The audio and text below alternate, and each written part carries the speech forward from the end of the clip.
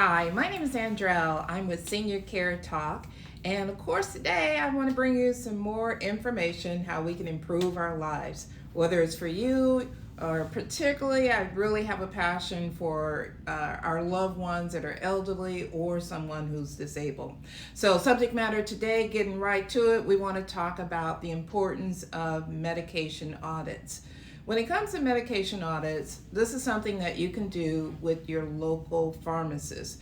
Now, the reason I'm pointing you to the pharmacist is yes, a doctor has quite a bit of education, more so on the clinical level, right?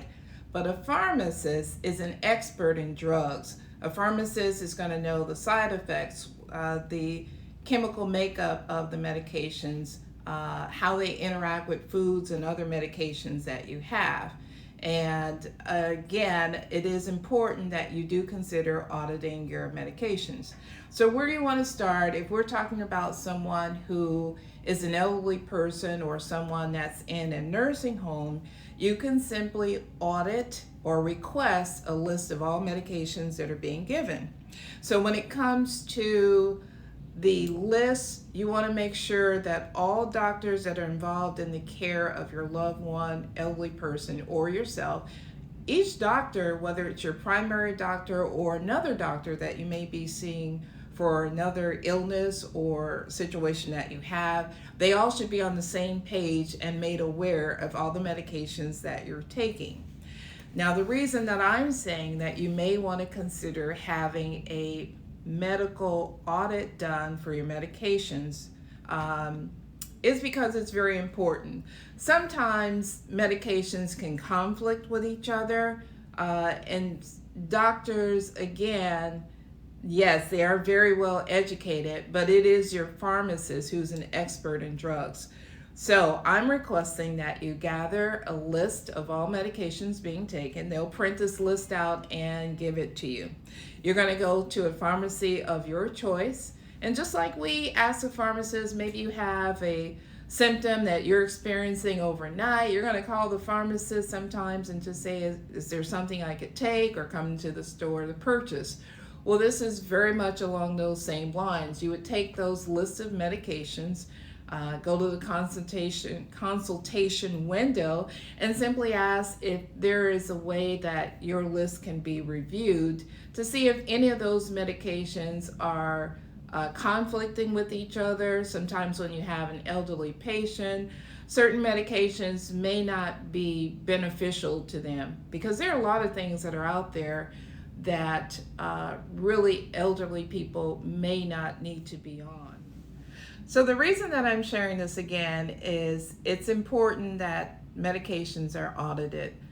This is definitely not a slight to your medical professional doctor. I'm simply stating that a pharmacist is someone who's an expert in the drugs. A pharmacy is going to see what other people are taking. They're more familiar with what drugs are more popular. They're more familiar with side effects, dosage amounts, how it may interact with foods, or again, the main thing, other medications. But you can also kind of tell a pharmacist the symptoms, and they can tell you what medications should be good. They can also make recommendations. For example, with our elderly community, if this particular dosage is too much for a patient, or if a dosage, or I should say a medication, is not appropriate for this particular community. So again, I'm encouraging you to take charge, because we always pretty much have the attitude when it comes to a doctor, we respect them and we kind of just take what they are saying to us without questioning them or trusting them. We put so much trust and we really give ourselves over to a doctor. A doctor should not be offended because you may be taking an extra step to protect yourself and have a better situation for yourself.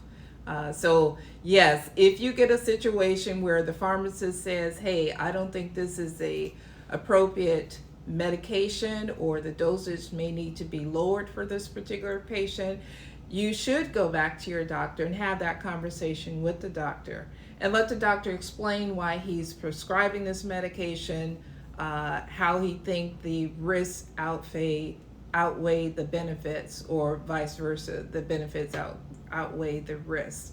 But certainly, if you'd like to chat a bit more about this, we can always do that. I'd be happy to try to address questions or concerns, research as much as I can for you.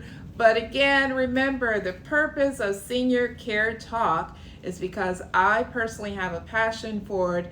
I think that we need to take better care of ourselves, and particularly our senior community, because there's a great need for this.